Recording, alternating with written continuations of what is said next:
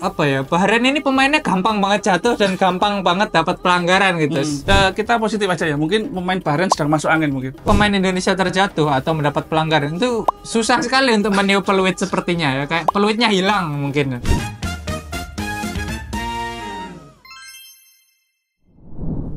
Halo Sobat Olahraga, kembali lagi di channel DB News. Tepatnya kita kali ini ada di segmen sport, yang mana kita akan membahas pertandingan antara Indonesia melawan Bahrain semalam ya. Tapi sebelum masuk ke videonya, jangan lupa untuk like, komen, dan subscribe supaya kalian gak ketinggalan informasi menarik dari dunia olahraga, baik dari dalam negeri maupun mancanegara. Sebelumnya perkenalkan, saya Alan. Saya Bung Caka. Nah, gitu so.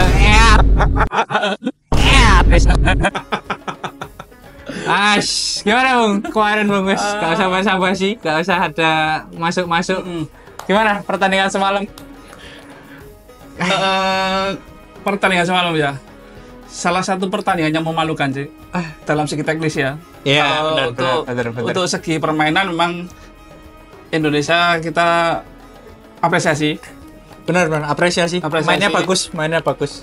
Tadi mereka meskipun di bawah tekanan dan pressure, tapi mereka bisa menguasai pertandingan. Meskipun di babak pertama masih berapa, babak kedua mereka all out, sudah bisa memainkan apa yang dimau oleh pelatih. Benar. Tapi kembali lagi teknisnya, iya, tai. Wasit patut, ya ampun, masih ya. Kita lihat pertandingan semalam teman-teman ya. Memang Indonesia di babak pertama ini bermain masih meraba-raba strategi karena memang Indonesia sendiri terakhir kali bertemu Bahrain itu 12 tahun lalu, tepatnya ketika kita kalah 10-0 ya, di kualifikasi Piala Asia atau Piala Dunia, saya lupa waktu itu. Dan setelah 12 tahun Indonesia kembali bersua dengan Bahrain, tepatnya kemarin malam ya, main di kandang Bahrain. Kita sebenarnya bisa menang. Jujur kita bisa menang. Tapi karena memang ada teknis dari ya faktor X lah, ya udah kita tidak. Bukan faktor X itu.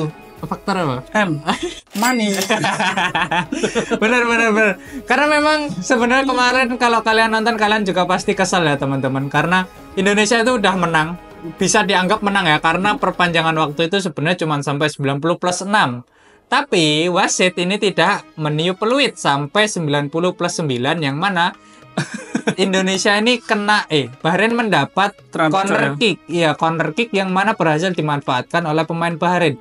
Nah, disinilah terjadi kontroversi teman-teman, di mana pertambahan waktu 3 menit dari sebenarnya 90+6 itu tidak masuk akal menurut saya. Karena memang di saat perpanjangan waktu itu Indonesia maupun Bahrain tidak terdapat drama-drama seperti jatuh, VAR checking ataupun apapun. Gimana menurut Bung Caka nih Bung, dari keputusan kontroversial wasit semalam Bung? Ya, kembali lagi ya. Memang uang bukan segalanya. Tapi dengan uang segalanya bisa mudah loh. Masuk. Ya, kita mau berpikiran positif susah. Benar. Mau berpikiran negatif ya jelas. Iya. Pasti. Mau menghujat siapa?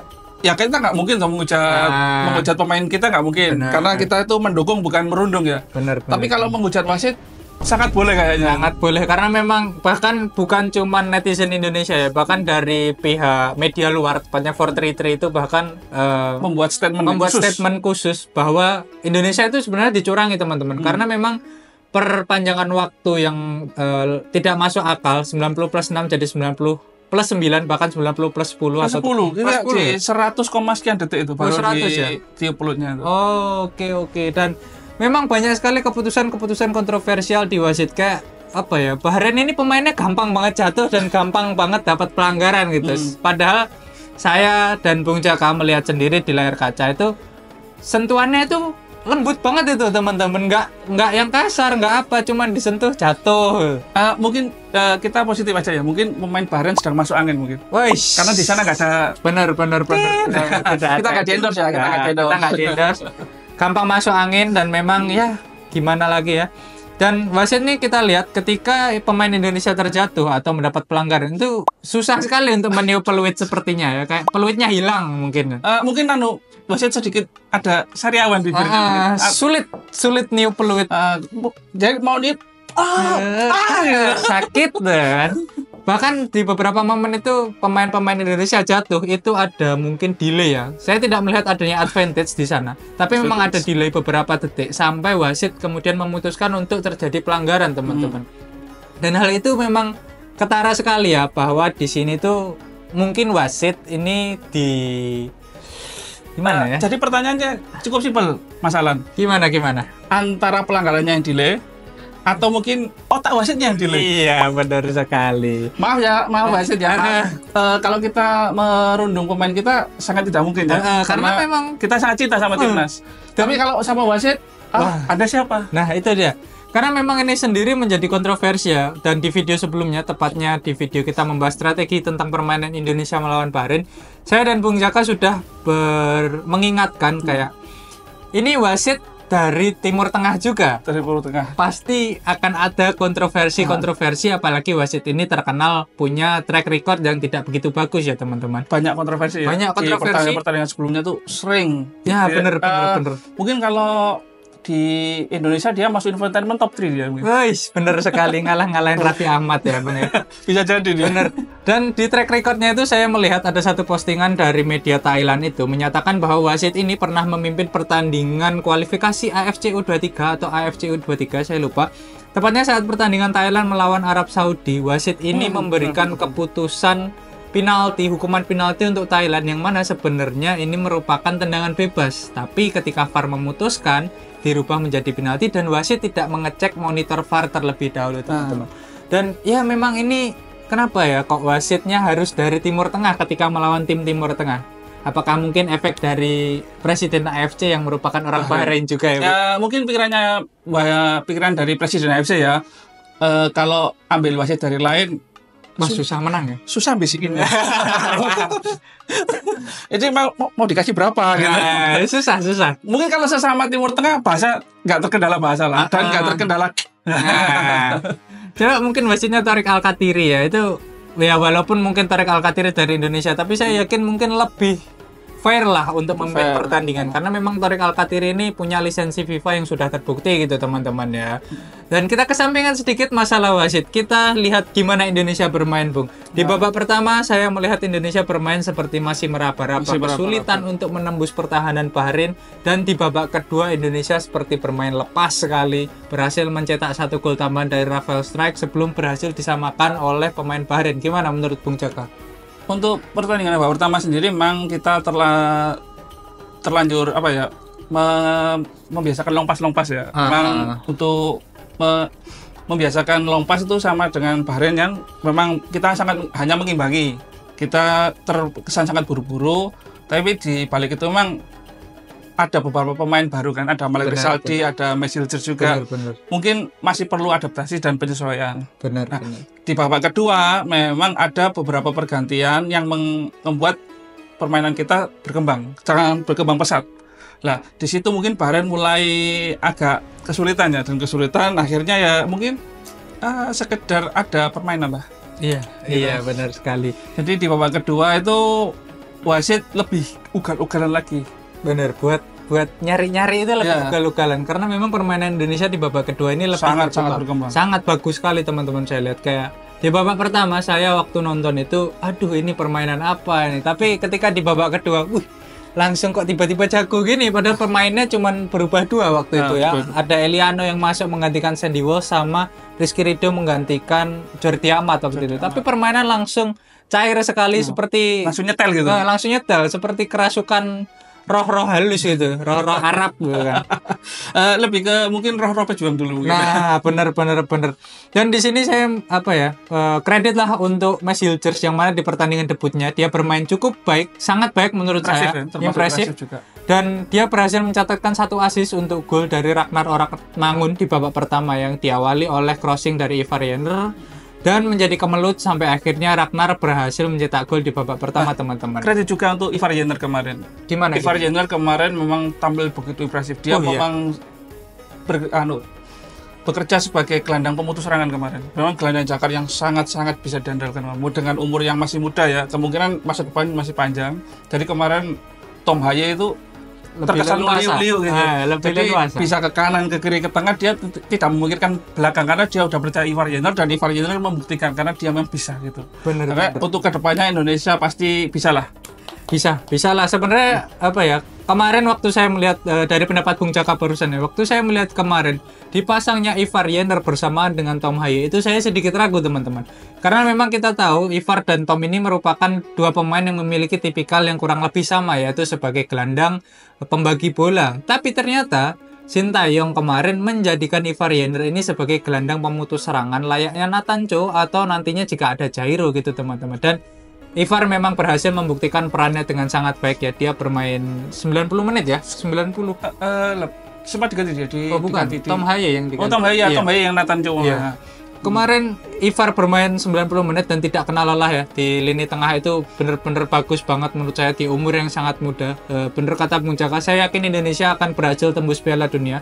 Apalagi nanti tanggal 15 itu Indonesia melawan Cina, yang mana video pembahasannya akan kita upload besok ya teman-teman. Ditunggu aja videonya untuk besok, kita akan upload tentang strategi melawan Cina dan lain-lain. Dan memang untuk melawan Cina ini Bung, saya lihat memang kita harus 3 poin ya. Bener ya? Wajib 3 Wajib poin. 3 Karena kemarin di Bahrain kita lupakan lah. Iya, Kita lupakan kemarin, tapi untuk teman-teman netizen yang mau merujak atau mau berkunjung ke media sosialnya Wasit semalam, atau timnas Bahrain ya. karena mungkin Anda bisa mewakili kesalahan kita lah. Iya bener. Silakan boleh. Silakan boleh. Bahkan kemarin saya juga lihat ya, setelah after match ini saya melihat sosial media, entah dari sosial media Timnas Indonesia ataupun 433, itu dalam hitungan nggak ada setengah jam teman-teman, itu udah 100.000 komen. Dan itu menurut saya, wah sangat kaget sekali saya, karena memang kekuatan netizen Indonesia ini kacau sekali, kacau. Dan di babak kedua kemarin teman-teman kita lihat permainan Indonesia begitu nyetel ya, terutama ada suatu strategi kemarin dari Sintayong yang mana memindahkan Ragnar yang awalnya di sayap kiri itu ditukar posisinya dengan Rafael Struijk dan memasukkan Marcelino yang memang kita sempat ragukan permainannya karena memang kurang mendapat menit bermain di timnya ya Bung ya. Dan ternyata malah Marcelino dan Rafael Struijk ini yang berhasil menjadi aktor di gol kedua timnas lewat flashing indah sekali dari Rafael Struijk ya Bung ya.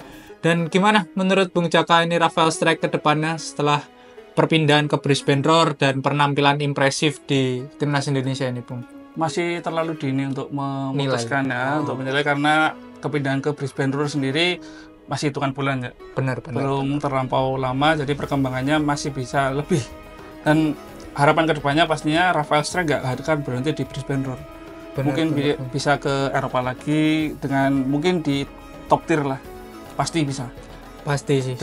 Dengan kondisi umur yang masih cukup belia.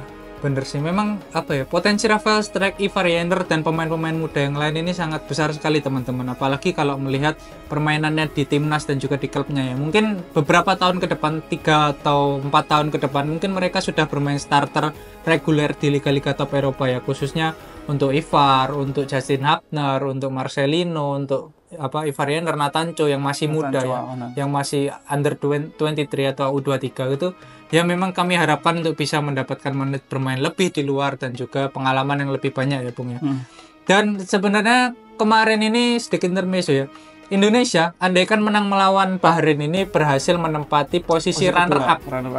Karena memang kemarin malam setelah pertandingan Indonesia lawan Bahrain itu Jepang berhasil menang 2-0 melawan Arab Saudi dan menjadikan posisi dari Arab Saudi, Australia dan Bahrain ini sama gitu poinnya. Ada di 2-3-4 itu posisi 2-3-4 dengan poin yang sama yaitu 4 poin. Dan menurut saya hal ini harus bisa dimanfaatkan ya ketika melawan Cina ya. Kalau melawan Cina kita menang, poin kita 6. Benar, poin kita 6 dan kita berhasil menjadi runner up di bawah Jepang dengan catatan teman-teman. Jepang berhasil mengalahkan Australia dan Arab Saudi berhasil imbang dengan Bahrain. Yang penting Arab dan Bahrain sih Bung menurut saya. Arab Bahrain. Semoga Bahrain mendapatkan mimpi buruk lah. Iya, benar. Ya gitu sih. Ya, semoga sudah apa ya? Baru kali ini ya kita mengutuk ya. Mengutuk ya karena memang permainan kemarin itu sudah sangat bagus sekali, tapi karena ada faktor dari wasit faktor teknisnya. Ya memang gitulah. Bahkan Sintayong kemarin di kartu merah ya, Bung ya? Di Bukan Sintayong. Manajernya Pak Sumarji. Oh, Sumarji. Iya, Saya Pak kira Sumarji. Sintayong Bukan Pak Sumarji karena protesnya terlalu keras Pak Sumarji. Oh. Karena mungkin bahasa Indonesia gregetan itu ya. Iya. Tapi ya terlepas itu kita apresiasi pemain-pemain juga tetap profesional, tetap bermain, menyelesaikan pertandingan dengan profesional. Apresiasi untuk seluruh pemain timnas, kalian hebat, kami bangga, kita cinta timnas, tapi kita tidak cinta wasit. Nah, benar sekali. Apalagi bukan kemarin sih, kayaknya tadi pagi itu timnas Indonesia sudah langsung berangkat ke China. Dan saya melihat muka-mukanya seperti ya udah langsung melepaskan aja hasil pertandingan kemarin, fokus ke pertandingan lawan China, dan kami sebagai perwakilan rakyat Indonesia pasti berharap untuk bisa membawa pulang 3 poin dari China ya, Bung ya. Pasti. Nah, teman-teman silakan komen di kolom komentar di bawah ya. Entah kutukan kalian kepada wasit atau entah pandangan kalian terhadap permainan timnas atau yang lain-lain, silakan tulis aja di kolom komentar ya. Atau mungkin mau nitip hujatan-hujatan juga silakan. Bener. Nanti kita sampaikan. Nanti kita sampaikan di video selanjutnya, video besok ya. Nanti yang mau titip salam mungkin ya. Boleh nggak masalah gitu ya. Dan jika kalian suka video ini, jangan lupa like, comment, dan subscribe serta nyalakan loncengnya supaya kalian nggak ketinggalan informasi menarik dari dunia olahraga dari dalam negeri maupun mancanegara. Saya Alan pamit undur diri. Saya Bung Jaka juga undur diri. Salam olahraga.